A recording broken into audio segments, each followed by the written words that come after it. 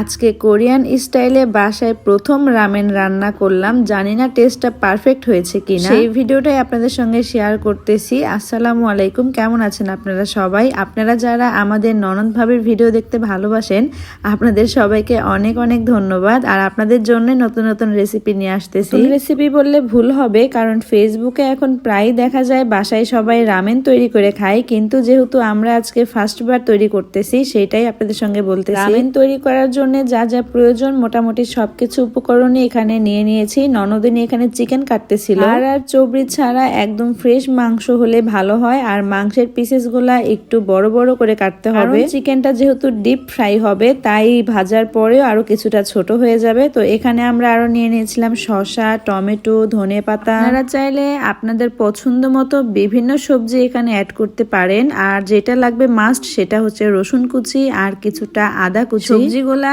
আপনারা আপনাদের পছন্দ মতো কেটে নিতে পারেন। আর রসুন আর আদা কিন্তু একদম ভালোভাবে কুচি করে কাটতে হবে। আমাদের সবজি কাটাকুটি শেষ। এখানে গাজর দিলেও ভালো হতো, কিন্তু গাজর যেহেতু আমরা খেতে পছন্দ করি না, তাই গাজরটা স্কিপ করছি। প্রথমে এখানে চিকেনটা ম্যারিনেট করতে হবে। তার জন্য দিয়েছি হলুদ গুঁড়া, মরিচ গুঁড়া, লবণ, কিছুটা চিলি ফ্লেক্স, লেবু, আর তার সঙ্গে দিয়েছিলাম কিছুটা ম্যাগি মশলা। কিছু দিয়ে খুব সুন্দর করে মাংসটা ম্যারিনেট করে কিছুক্ষণ রাখতে হবে। কিছুক্ষণ ম্যারিনেট করে রাখার পরে একটি তাওয়াতে কিছুটা তেল দিয়ে সেখানে একদম হালকা হিটে ধৈর্য সহকারে চিকেন গুলা ভাজতে হবে, কারণ এগুলো ভাজার পরেই আসলে খাওয়া হবে। এমন ভাবে ভাজতে হবে যেন ভাজতে ভাজতে চিকেন গুলো খুব সুন্দর ভাবে হয়ে যায়। চুলা এখানে চিকেন ভাজতে দিয়ে এবার পরবর্তী চুলায় চলে যাব রামেন তৈরি করতে। আরেকটি চুলাতে আরেকটি পাত্র বসিয়ে দিয়েছি। এখানে প্রথমে দিলাম রসুন কুচি, তারপরে পেঁয়াজ, তারপরে মরিচ কুচি। অনেকে মরিচ দেয় না, তবে আমরা যেহেতু ঝাল খেতে পছন্দ করি, তাই কিছুটা কাঁচা মরিচও দিয়েছি। এখানে এক্সট্রা করে আর কোনো কিছুরই প্রয়োজন নাই। এটা ভালো করে নেড়ে চেড়ে হালকা বাদামি রং যখন হবে, তখন এর মধ্যে দিয়ে দিব পর্যাপ্ত পরিমাণে পানি। পানির পরিমাণটা এমন ভাবে দিতে হবে, আপনারা রামেনের যতটা ঝোল রাখতে চান ঠিক ততটাই পানি দিবেন। আমি এখানে নিয়ে নিয়েছিলাম বাংলা ব্র্যান্ডেরই একটি রামেনের প্যাকেট। তার মধ্যে ছিল এরকম ড্রাই ভেজিটেবল।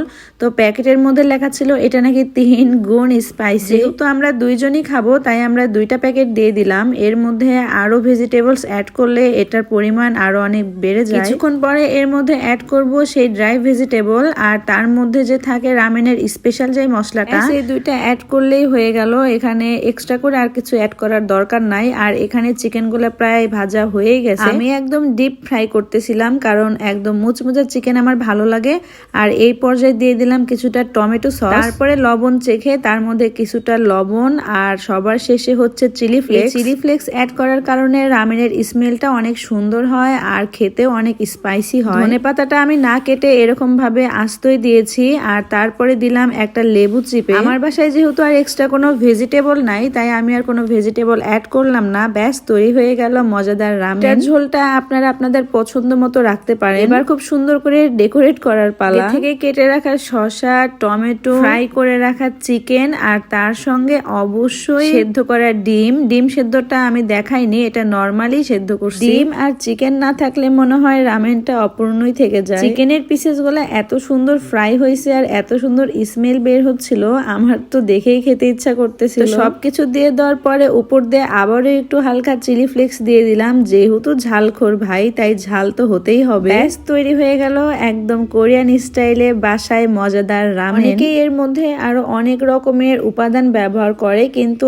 আমার সবসময় নরমালি পছন্দ। আমি এখানে টমেটো সস, চিলি ফ্লেক্স আর লেবু ছাড়া তেমন কিছুই অ্যাড করিনি। মাশাআল্লাহ, কালারটা দেখেই আপনারা বুঝতে পারতেছেন যে এটা খেতে কতটা ইয়ামি হবে। যেহেতু ননদ ভাবি দুইজনে খাবো, তাই একসঙ্গে একই বাটিতে পরিবেশন করলাম। একসঙ্গে বসে খাওয়ার মজাই কিন্তু আলাদা। আমার প্রিন্সেস ঘুরে ঘুরে দেখতেছিল, কিন্তু সে খেতে পারতেছিল না, কারণ এটা অনেক বেশি ঝাল। ওর জন্য আমি আলাদা ভাবে তৈরি করছিলাম। ননদ যেহেতু কষ্ট করে রান্না করলো ভাবির জন্য, তাই প্রথমে আমি ননদকে টেস্ট করতে দিলাম। প্রথমবার রান্না করার পরেও যে এটা এতটা মজাদার হবে, এটা আসলে ভাবতেও পারিনি। একদম রেস্টুরেন্টের মতো। আমার কাছে তো মনে হয় যত বেশি ঝাল তত বেশি মজা, কারণ ঝাল খেতে আমরা দুইজনই অনেক বেশি পছন্দ করি। আচ্ছা, আপনারা দেখে আইডিয়া করে বলেন তো খেতে কি আসলেই মজা হয়েছিল কিনা। কথা বলতে আমার কাছে তো অনেক ভালো লাগছে। সন্ধ্যার নাস্তায় এরকম রামেন থাকলে আর কি লাগে। আপনারাও বাসায় তৈরি করে খাবেন, আর কেমন লাগলো আমাকে কমেন্ট করে জানাবেন। আর ননদ ভাবির কি রেসিপি দেখতে চান বলবেন, করার চেষ্টা করবো ইনশাআল্লাহ। আর অনেকেই ভিডিও দেখে চলে যান, কিন্তু পেজে ফলো দেন না।